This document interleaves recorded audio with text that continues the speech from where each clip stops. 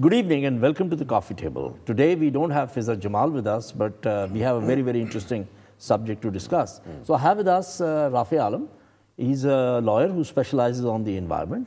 And we have Dr. Nadeemul Haq, who tells me that he's been coughing his lungs out. Faisal, I must say, this show is very personal. It is. Because I have had 6 days of continuous coughing. I had 2 trips to Islamabad, 1 to Karachi. I had cancelled them because I could not travel. I'm on antibiotics. I measure air pollution every day. I'm really worried. Lahore is the most polluted city today. Rafay, is that right? That is correct. And the air pollution is, you're at disproportionate risk because of your age. It's children, senior citizens and pregnant women are at disproportionate risk of air pollution harming their health. So you have to take care and invest in an air purifier and a smog mask as well. How can you possibly take care when all over the city people are coughing their lungs out? And I'll just share a little anecdote with you. So one of the startups that I came across that deals with healthcare and has a healthcare platform. So I asked them, what does your data tell you? So they said, well, the most sought after doctors are gastroenterologists. So I said, what's number 2? Pulmonologists. Right? So that is a big surprise to me. But then I thought about it and I said, it's polluted water and contaminated air. Right? So it makes sense. So from that perspective, right, Lahore, we know, is very badly polluted. But Lahore is not the only city polluted, is it? No, it isn't. But Faisal, when we were kids, we used to love the Lahore sunshine. Yeah, we sit outside and we used to think it is beautiful. Let's stop saying Lahore for a second, because you know the only reason we say Lahore is because the government of Punjab, which owns a few air quality meters, has had them in Lahore. So this air quality actually is in all of our cities. If you look at satellite imagery, there's a cloud of smoke throughout Pakistan. It's not Lahore's air pollution problem. It's a national health emergency. It is a So tell us the cause then. What's the story? It's a story of neglect, of bad behavior, and resulting in this. We've had bad air for years. There was one of those World Bank studies in 2005 that looked at indoor and outdoor air pollution and told us that something close to 20,000 people lost their lives in Pakistan annually then because of impure air. 2005. Well, more people are dying because of air pollution than terrorism. Certainly, and actually air pollution has now overtaken tobacco as having the most significant number of, burden of disease. So it is the #1 reason why people are getting sick across the world. So how does it compare? How does Lahore compare with the rest of the world? It appears Lahore has some very serious pollution. Comparable, say, to Delhi. We shouldn't actually compare other cities. We should compare really with health indicators and with our own law. So, for instance, today in Lahore, the 8th of December, we had AQI readings of over 400 and PM 2.5. This is a particular type of dust. The reading was over 350. Please tell me what those things are. Now, see, particulate matter 2.5, this is very important. It's a very small, tiny piece of dust. And it's particulate matter 2.5 because that indicates 2.5 microns. That's how small it is. It goes into your lung sacs. It's so small that it penetrates through your lungs and into your bloodstream. So if the PM 2.5 is carrying lead, it's a carcinogen that will cause cancer. It's known to, as a matter of fact. PM 2.5 is a vehicle for diseases getting into your body. There are other PMs or particulate matters as well. PM 10, for example, it's 10 microns. So 10 microns. And that's the stuff we feel in our eyes or in our nose. But the PM 2.5 in Pakistan, the legal limit for a 24-hour period is 35 micrograms of PM 2.5. That's it. 35 in a 24-hour period. So we were at 350 today, 10 times the legal limit. Would you drink water that had 10 times the E. coli in it? No way. Absolutely not. It would be a public what does health. legal limit mean? There are actually, good question. There is no safe amount of air pollution. There are guidelines, there are studies, medical studies obviously, that have concluded that for every certain number of increase in PM 2.5 or other pollutants, say a 10-point jump in PM 2.5 has a corresponding effect on mortality and life expectancy. So if you increase PM 2.5, say by 10 points, you're losing maybe 5 months of your life. Sure. Right? So we start from that basis. There's no safe limit. It's very, very I was reading dangerous. somewhere it's always right up to 18 months, losing 18 months of your life in a lot of areas in the world. And this is very important contextualizing analysis, which is one of the things we don't have here in Pakistan. We don't have our own medical studies that show us how badly air pollution is affecting health. We can read the literature in Delhi, we can read the literature in Beijing, but it appears that those citations or precedents aren't enough to convince the policymakers here in Pakistan to take any action. Rafay, you said legal limit. I don't understand. So when something is a law, there must be some redress, some action. So what does it mean by saying a legal limit? Yeah, very good point. And if I may explain that air quality or the measurements of air quality, you could say there are two types. We measure what the air should be, which is called ambient air. Yeah. And so what I'm telling you in terms of what the PM 2.5 is, this is a standard of what we have set of what clean air in Lahore or in Pakistan should be, with PM 2.5 at 35 micrograms. Right. Now, then you have industrial pollution, or you have automobile emissions. Those are sources. Oxide. Yeah, sources of emissions. We have another set of standards to measure the pollution coming out of these sources.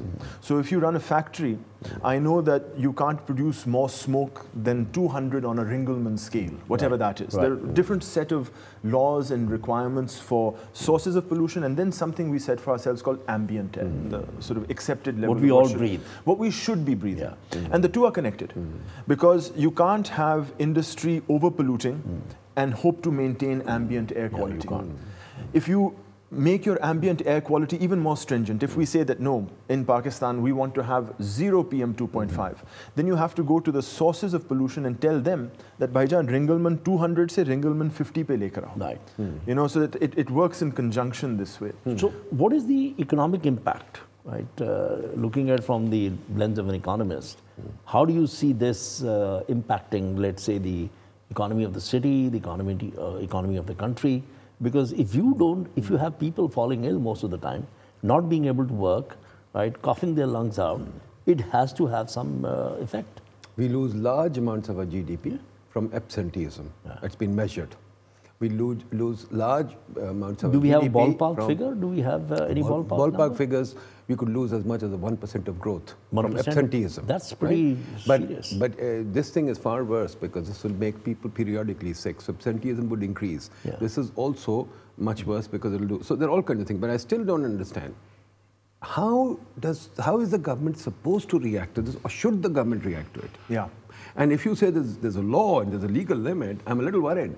What does it mean? No, I remember a couple of years ago, in fact, was it last year when the courts had stepped in and said they wanted the government to declare an emergency. That's right. It was beyond the legal limit. That's so right. there is a safe limit and there's a legal limit, or are they both the same? Well, ideally the legal limit and the safe limit should be the same. We have legal limits on what ambient air is and what the sources of pollution are. Yeah. The High Court took notice in 2016 after the first smog event hit Lahore, or rather hit most of North India, but we call it Lahore smog. It was a trans-boundary problem.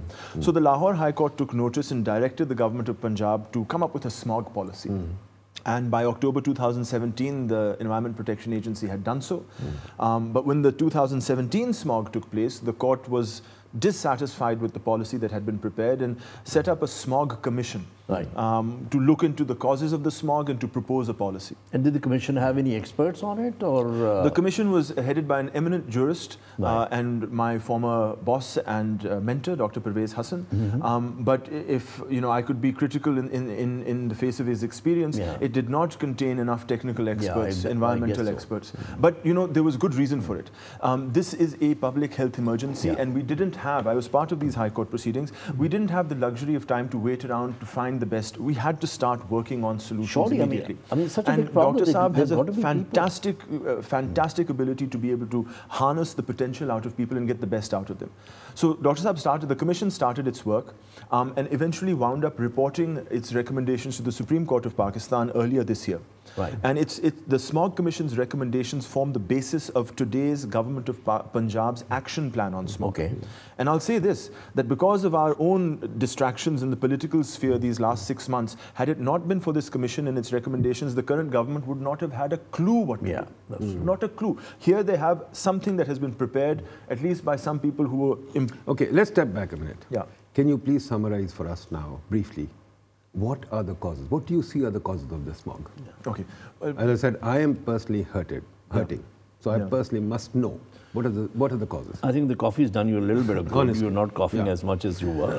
There was a source apportionment study, and this is the important. There was a source apportionment study conducted by the World Bank in 2014, where they tried as best they could, given the paucity of data. We have very few meters that observe air quality. How many meters do we have in Lahore? It's just a ballpark number. In Punjab, you have, well, you see, there are different types of meters. Right. Official meters, less than 10. Less than 10? How can we possibly get data from... So getting data is tough. But the 2014 report indicates that air pollution is caused by industrial emissions, automobile emissions, energy sources such as coal-fired power plants, furnace oil plants, construction dust, especially in urban areas, is a huge problem. And then beyond that, especially in the summer when these gases are in the air, they melt in the sun and become volatile organic compounds and their own sort of secondary aerosols and a funk or a stew of chemicals as well. So that's broadly what the sources are. What about the famous thing that we keep hearing? The crop fires across India, and absolutely, the possibility. Is that exaggerated or is that real? No.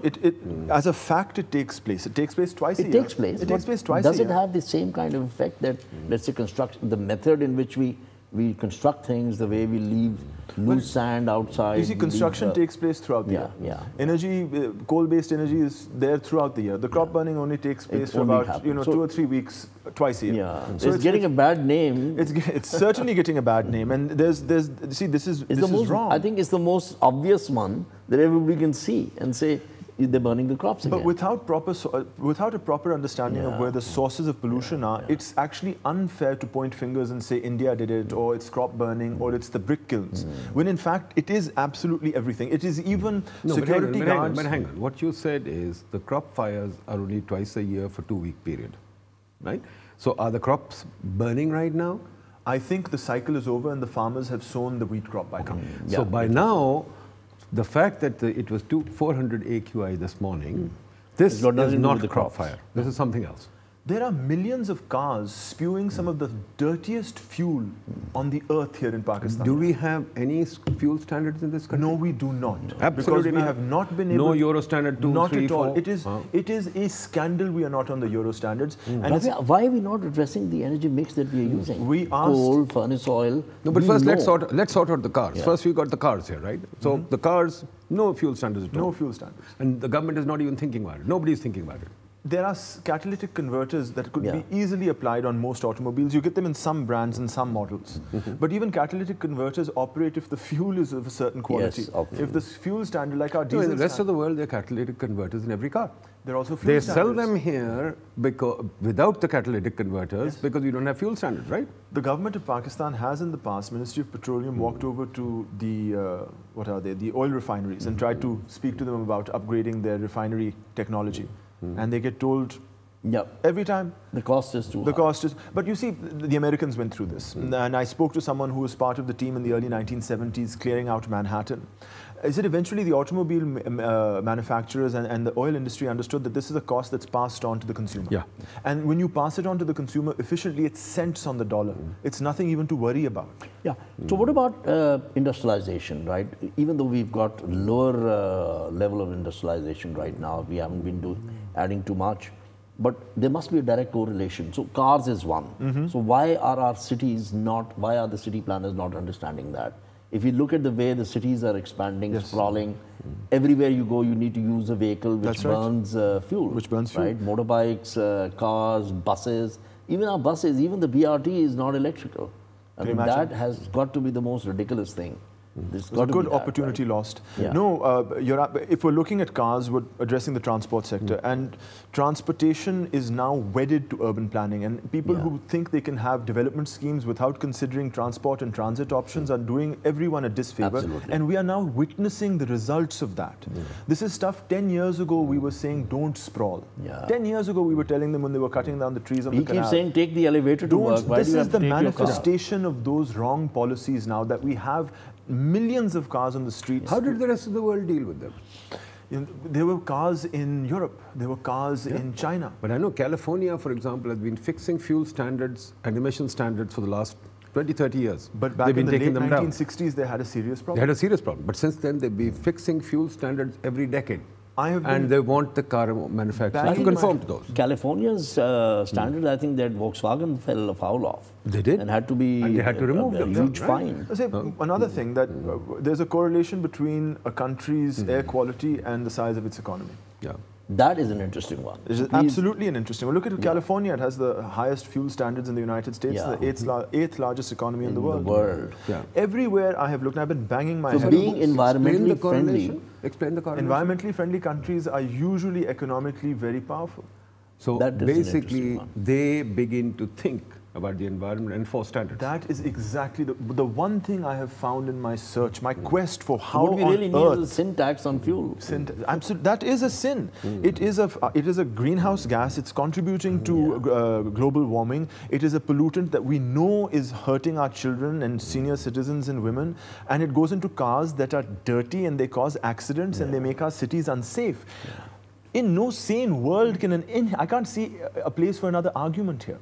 I really can't. But the point I was trying to make here about the one thing I have found in common in countries and in societies that have made a difference is at some point their body politic said enough. Yeah. They said this is enough. So the citizenry has to say. Where is our public outcry over this? There isn't. You know, I went. I'm sorry to interrupt you. I was lucky enough to be invited to Geneva to attend this huge big conference that the WHO had on air quality. And I was the only Pakistani there. The Indians had a delegation. The South Africans had a delegation. There were people from all over the world. We had nobody from Pakistan. And that week I was trying to rustle up interest in newspapers to report the WHO's proceedings. But guess what we were doing? We'd shut down the country because of blasphemy. Yeah. That's where our body, until... So priorities. This is very important. But I also say that there isn't a mother or father in Punjab right now who's not concerned about this. There is also an inability to find that articulation. We need to find that as well. Perhaps we've been looking at this from an environmental point of view and not from a health point of view. Yeah. You know? So Rafay, let's hold that thought. We'll come back after a break. So please let us take a small break and you can also go and get yourself a cup of coffee. This is the conversation that we're just starting here. We want all of you to become part of this conversation, realize how important it is for us to be environmentally friendly.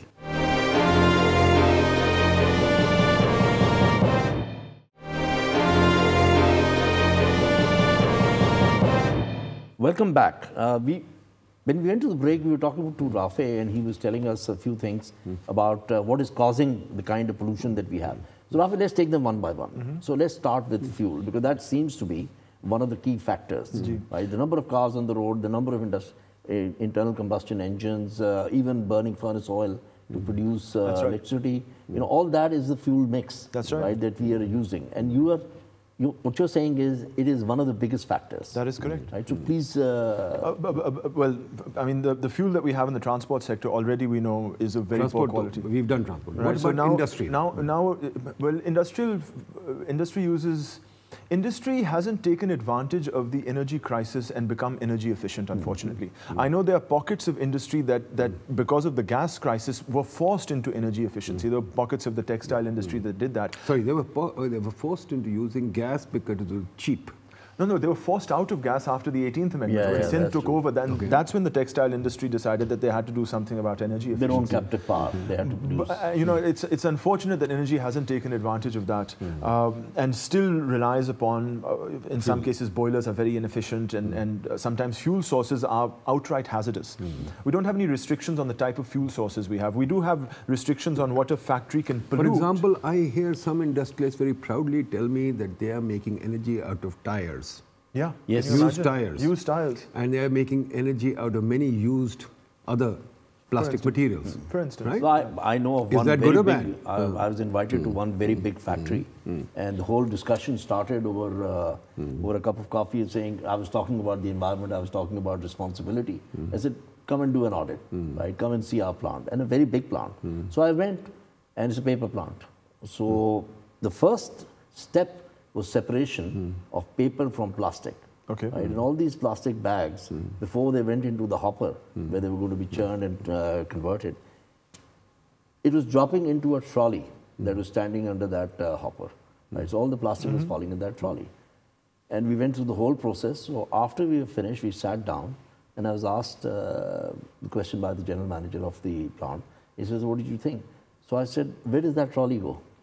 He said, "What do you mean?" I said, "Where does that trolley go that is carrying all this plastic that's been separated?"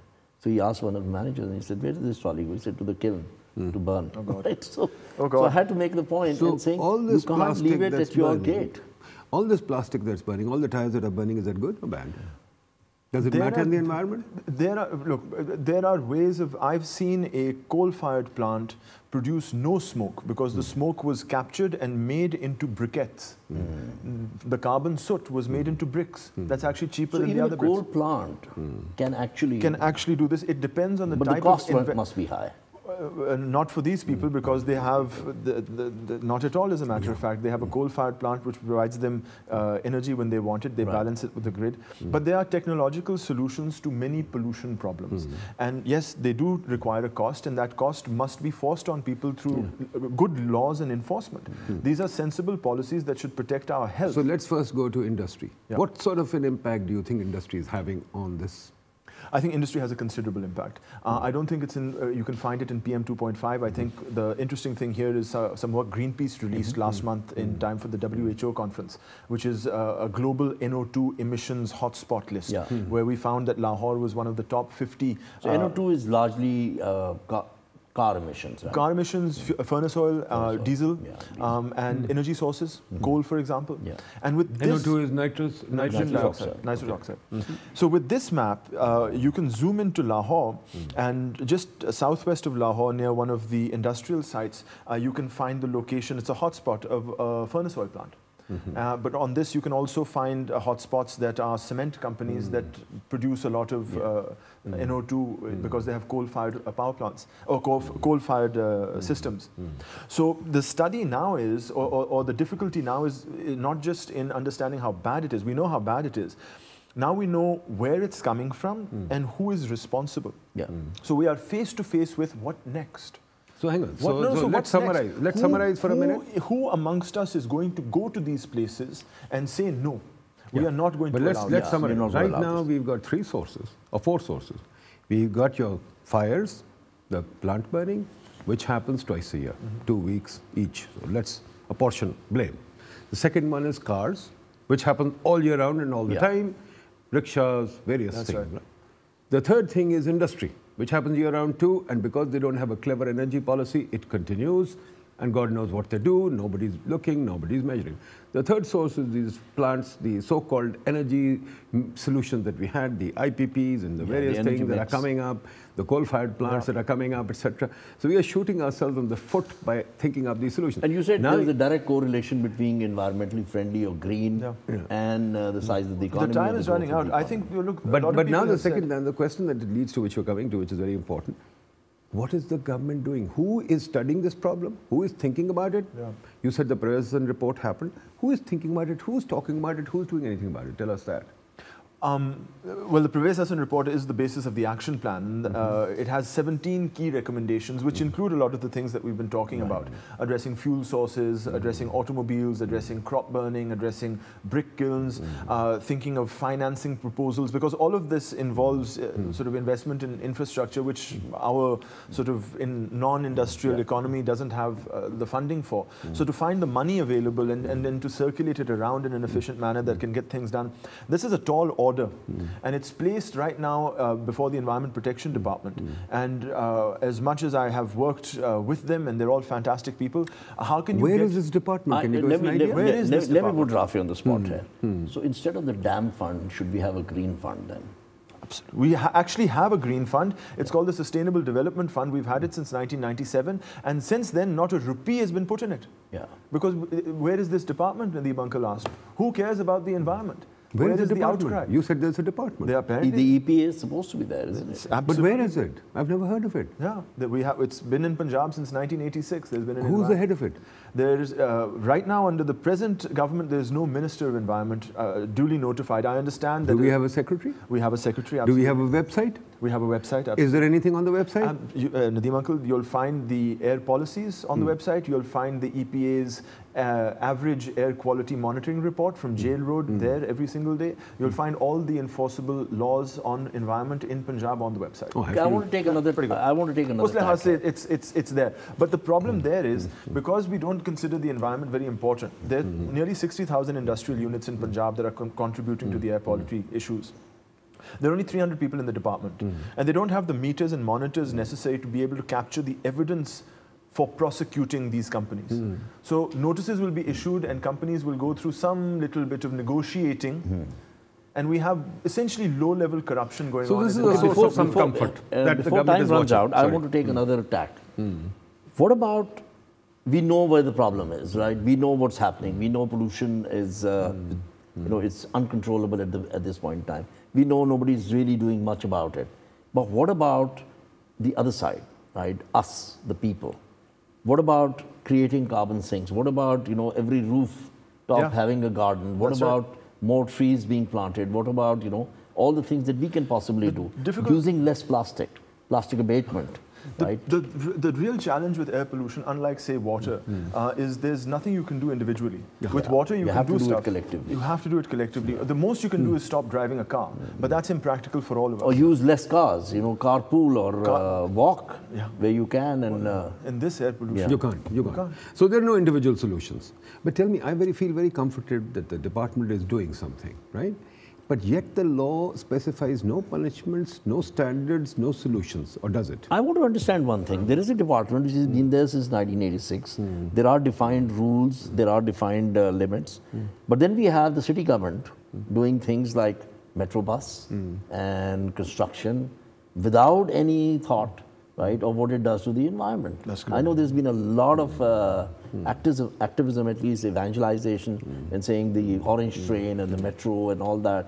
How many trees were being cut down, widening of roads. Every time you widen a road, you cut down more trees. So you're actually getting rid of your lungs, right, in terms of ambient air.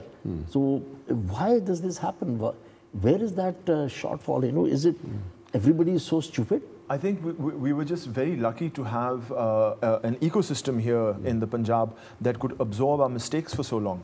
And people got away. We would question these activities as activists and lawyers and concerned citizens for years, and would routinely get ridiculous answers like signal-free corridors, reduce traffic idling, and actually improve air quality because there's less petrol Now you touched a burned. real raw nerve here, signal-free corridors. Cities designed for the car owner, right? Cities designed for the car. We have cities designed for the car. We've suffered very badly as a result of it. But there's so many other ills other than the air pollution that the automobile-based urban development has done for us. But what is it? We aspire to live in a DHA. We aspire to live in a model town. It's what we like to do as rich Pakistanis and No, but I object. I think, quite frankly, you beat down on the poor people. What is the choice? There's no choice. Ultimately, DHA people. Hang on. Ultimately, it's public policy. If the public policy is not letting us build apartments, not letting us do anything, we have to go somewhere. Ultimately, I'm sorry, it's the public policy to blame. The public policy has not woken up to the environment. Public policy has not woken up to cities. Public policy has woken up to nothing. So what do we do? The problem is really that here there is an emergency, a health emergency, a city emergency. I'm personally feeling it. And the government is silent on this. You said there's a commission, I'm very heartened to hear that. You said there's an Environment Protection Agency, I'm very heartened to hear that. But I keep It's not just a commission, there's an action plan. No, action plan, yes. Nice name for it. But let's hear the action plan completely. What is the action plan? As I said, addressing fuel, addressing So what are they saying about it, concretely?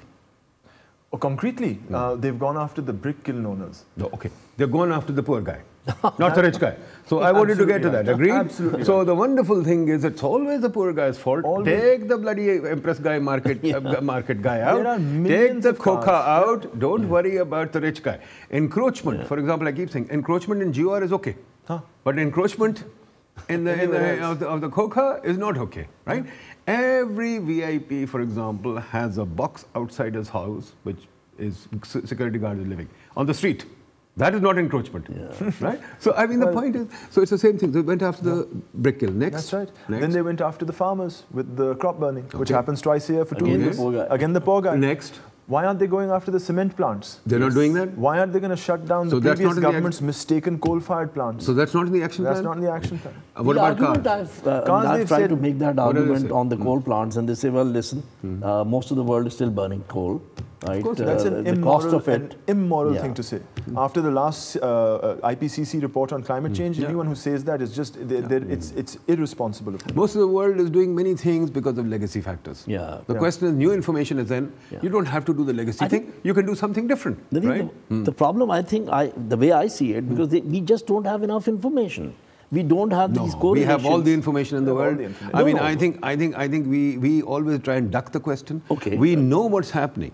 Now, we can obviously fine-tune. We can fine-tune what I'm trying to say in terms of information is this argument that coal is the cheapest fuel source of fuel, right? Needs to be defeated with a counter or with an alternative argument saying, listen, the cost of it is too much. That's a Google search away. I mean, this is not news. That's simple. That's not that we can do that we can do in half a day. I think we can do it in half a day. Last big solar contracts in India just broke the floor on this. It's now the cheapest form of electricity. It is. But tell me this thing about the cars, for example. They said nothing much on the cars. What did they say? Catalytic converters. They did say catalytic converters. I just read a report what about the Euro? They also said Euro 2. Euro 2. But you see, how is the EPD going to enforce a Euro 2? That's a federal issue. Petroleum is a federal issue. OGRA is its own empire. Who's going to do the sort of grunt work on that? Are there people here on the ground in Lahore or Punjab? Is there anyone interested in doing this? So that's fragmented coming to the critique here, that it's a great document, but it assigns responsibilities without really thinking it through. Right? Because it becomes a wish list then. What did it say about solar? Sorry, not solar, the fuel oil industry. They said about upgrading. So it reads like a wish list at best. So it's basically, it hasn't got to the question that Faisal is asking, which is kind of trying to look at more detail. They're staying at the upper level. I think this document was born from a public interest litigation. And I think it has been created to satisfy the desire. the courts rather than the planners. It's been made to satisfy the court. It hasn't gone through any really democratic mandate as such. No one sort of sat down and asked how much it's going to cost. But if the government of Punjab is asked what you're doing, they'll say action. Was not on the election manifesto for any party. Was there anybody campaigning in Lahore saying, I'm going to give you better air? No. Not a single candidate. Not that I know of. Right? They did say clean water though. They did say clean water. Clean water because again the courts had really raised that issue in a big way. Another question. You talk about not having financing for this thing. How much financing would it require to do the kind of thing that we want to talk about? These are big bills. I mean, if you really think about it. For example, catalytic converter, individual problem. It's got nothing to do with the government. Fair enough. So there's no financing required. You just need I have to buy a catalytic converter, he has to buy a catalytic converter. But we have to I remember in the US, for example, when I was there, they had a deadline. I had to throw out my old car. Because they had a deadline. By 1990, you don't want any car more than that. I had to throw out my old car. The transition period for many of these plans, you'll understand, is not just 5 years. It's almost 20, 25 years. It's multiples of an election cycle. So you have to have a grand vision that we want to reduce the air quality and everything starts to work in that direction. We don't have that grand plan yet. I think that's a really crucial. So what do you need the financing for? Well, for instance... sometimes I think financing is used as a red herring. And when we say financing, we're talking public finance. No, so what is the financing? Public finance. This is where the opportunity... We have a bunch of environmental laws that are punishment-based. Okay? How are we going to leverage... Where are we going to find the funds to make sure that there are 500 public transport networks in every major city in Punjab? That's going to take a considerable amount of money. Where are we going to find that? Sorry, I don't get it. What do you mean? In order to, one of the things to do to address air quality is to introduce large-scale public transport in every city. Which is also electrical. Also electrical. So at some point, all of our cities, 12 of them in Punjab, would have to have a fleet of 500 buses running.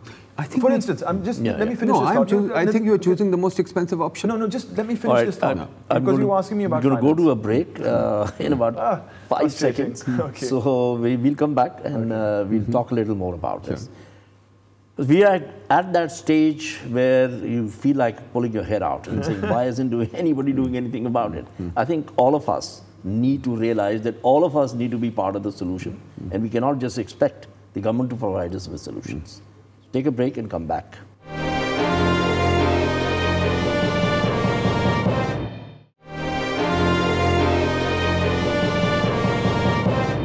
Welcome back. Before we went away to the break, we were talking to Rafay, who's an expert on the environment. He's a lawyer. He understands the whole concept and the whole, you know, the responsibility matrix of ambient air pollution, environmental friendly policies and all those things. Dr. Nadeem has just stepped aside, and we've got a young man here who's actually, his name is Mohammed Arsalan, and he's actually working on a solution to be able to at least measure the kind of air quality that we have around us. So how important is data, and how important is interpretation of that data? I think data moves the world. You know, give me some data and I will move the world. Yeah. Here in Lahore, the discussion on air pollution really transformed with some private meters that were put up in 2017. And that's when news reporting started looking at these numbers. Right. And that's when people started... What do we mean by private meters?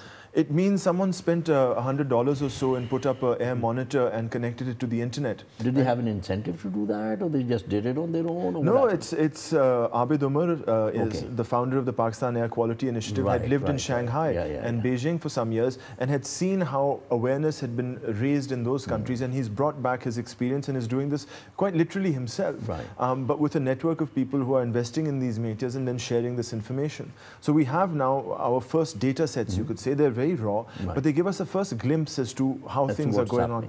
And it's been transformative of the discussion. People are now aware of what's going on. People now want to take the measured responses, the sort of smog masks, and invest in purifiers. And hopefully this type of data will keep on moving the discussion until it gets to actual policy change. Wonderful. So we have Arsalan here, and Arsalan, you're from Fictive Labs, right? Yes. So you and Faisal, who's your co-founder, and your brother, so you've been working on lots of IoT solutions. Yes. And air pollution, right, has now stepped up in terms of your prioritization. After energy, you're now working on air pollution.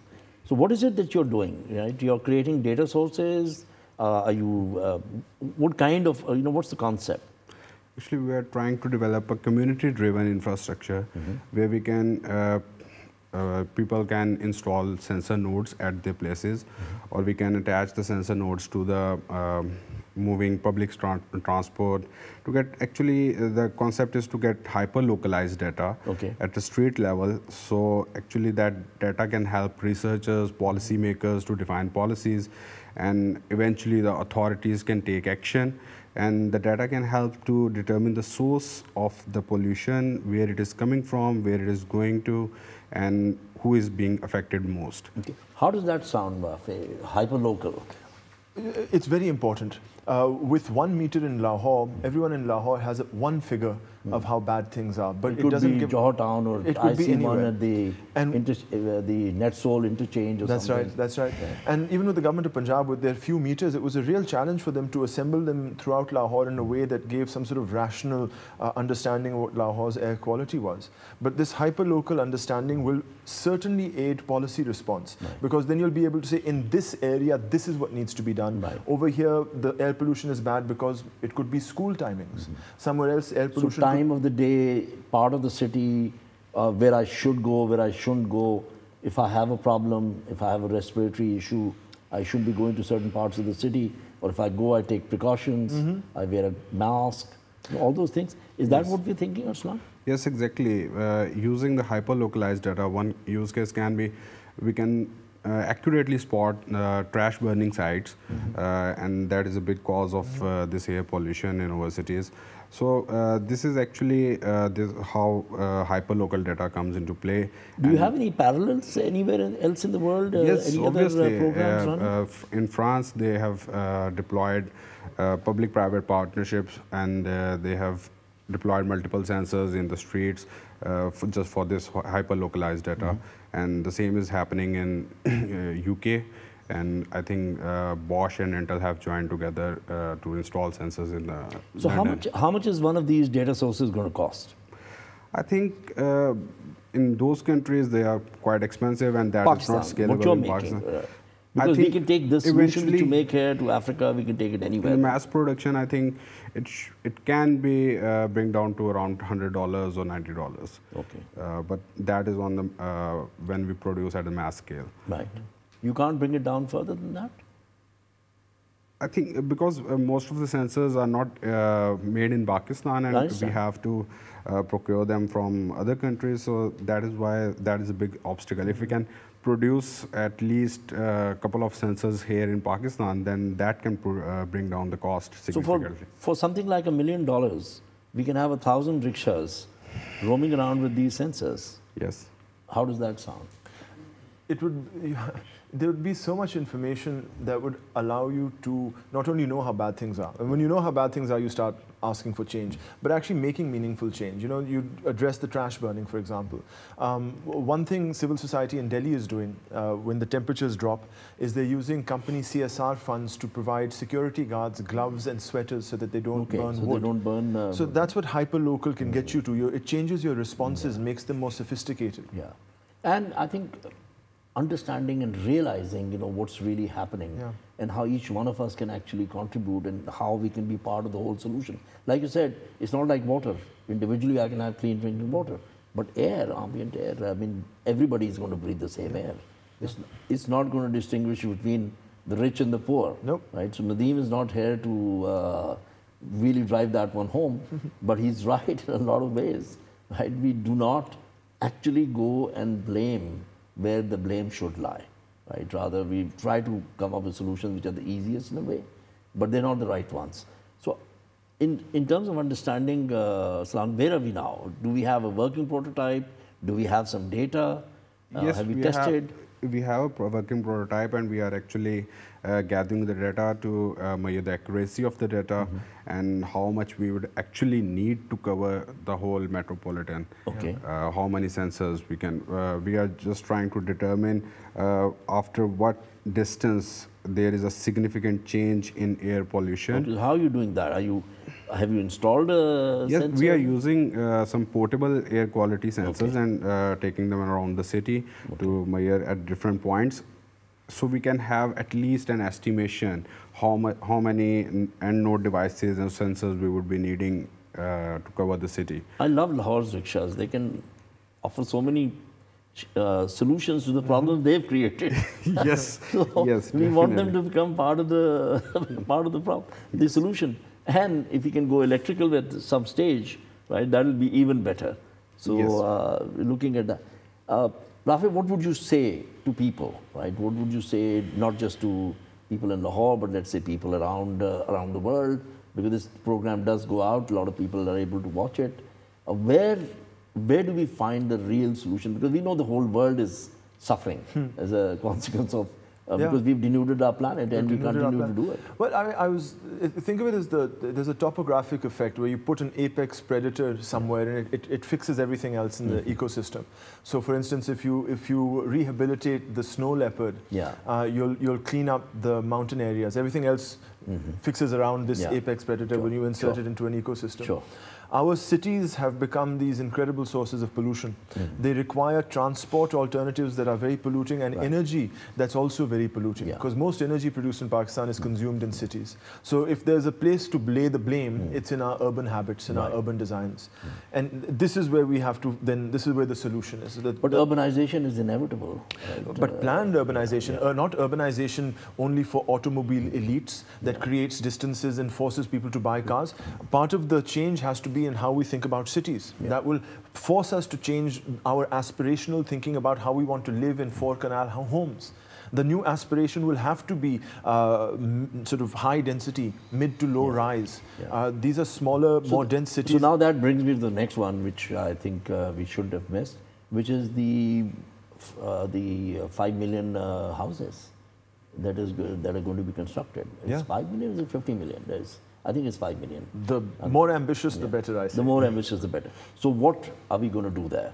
If we're going to build the same kind of housing, small little units, right, individual units, it's going to create bigger problems. I read somewhere that the Chinese came across this problem about 20 years ago when they were thinking through their urbanization, because they're urbanizing incredibly. That if they wanted to build cities the normal way with bricks and mortar, they would run out of sand on earth. Straight, stand on earth. And that just forced them to think more sustainably and to come up with technological alternatives. Rethink the problem. Glass and steel? whatever it may be. It might just be mud. Okay. You know, mud lasts years, and now you can treat it, and it can look like cement or any other product. So there are all sorts of alternatives that we can look at. We have to change our aspirations and how we live in our cities.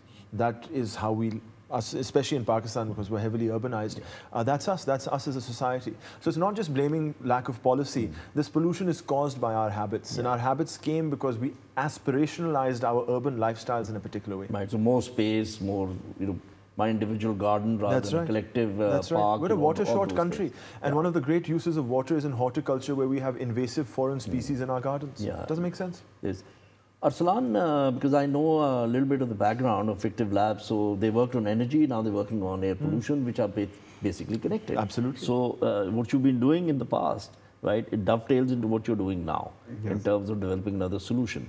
How do you look at it, right? What is your motivation? It can't just be, I'm going to make a lot of money out of it. Is it that? No, exactly not. We were working with for the smart users of energy, and that was targeting in the energy domain. And now we are. How much of a saving will that result in? The solution that you have for energy, what kind of saving is that going to result in? For Pakistan, we have estimated that it's going to from 15% to 25%. That's pretty big. 15 to 25%. Yes, domestic exactly. consumption, commercial or industrial, or a mix of the three?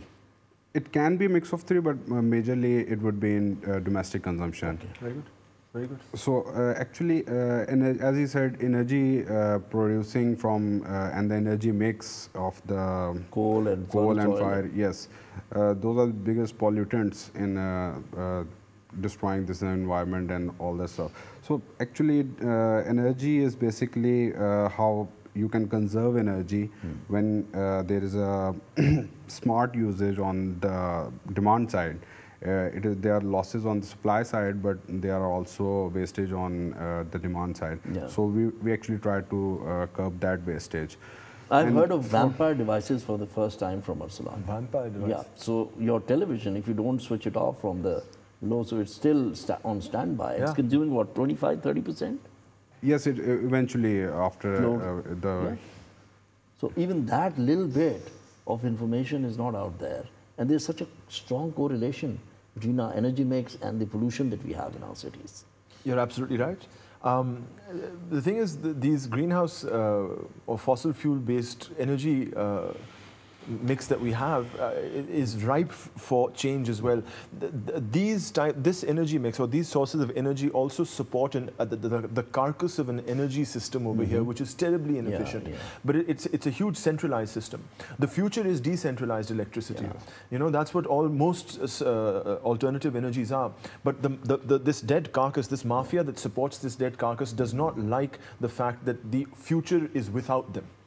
You know, I know my friend Dr. Adil Najm once said that we didn't, you know, the Stone Age did not end because we ran out of stones. Yes, that's true. We have to have these alternatives, and the transformative information in energy, transformative information about air quality is the impetus point.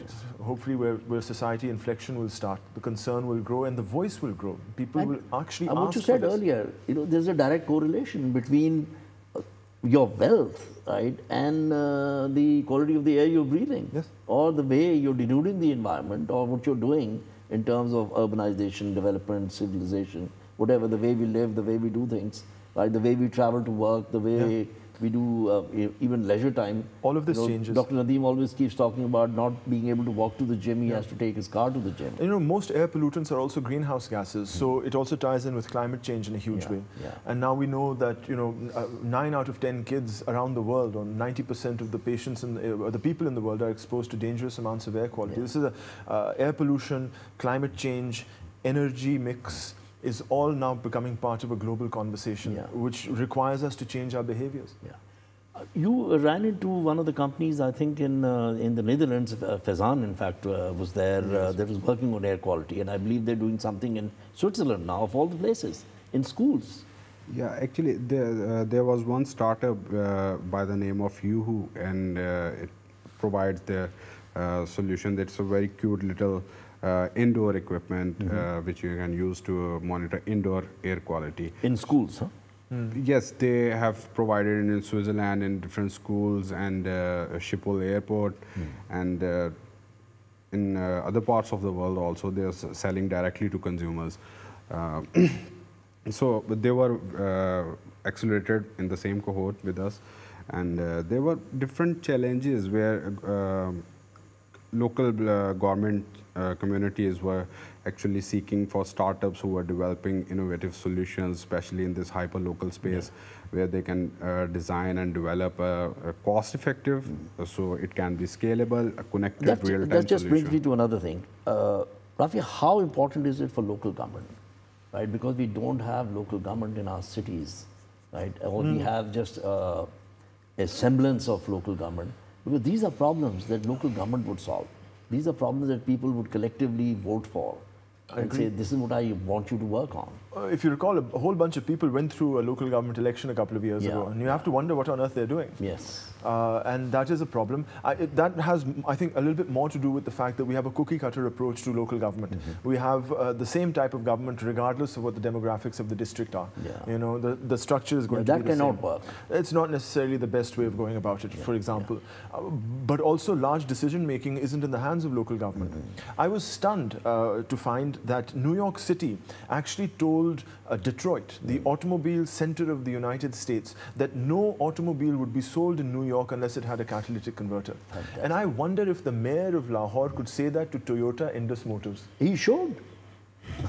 It's not a question. It's his mandate, but I wonder if he has the political sort of push to be able to say that even. Right. So we're going to wind up now. So what we've talked about is not just that we are breathing unhealthy air, the effect it has on everything around us, on our lives, on our livelihood, on our wealth, on our, a better world, a better society, a better city. So these are deep problems, but like what you said, it's a collective problem. It has to have a collective solution. So we're going to come to the end of the program, and what we've talked about today is something that affects practically everybody around the world. But in cities like Lahore, where we live, it is a much bigger problem because of the quantum of pollution that's already there. And so far, we've not been able to even understand, how deep it is. So hopefully, right, we will start, people listening to us will pick it up, right? And everybody will start talking about it. Because that, I think, is the beginning of trying to find a solution. Right? So thank you very much.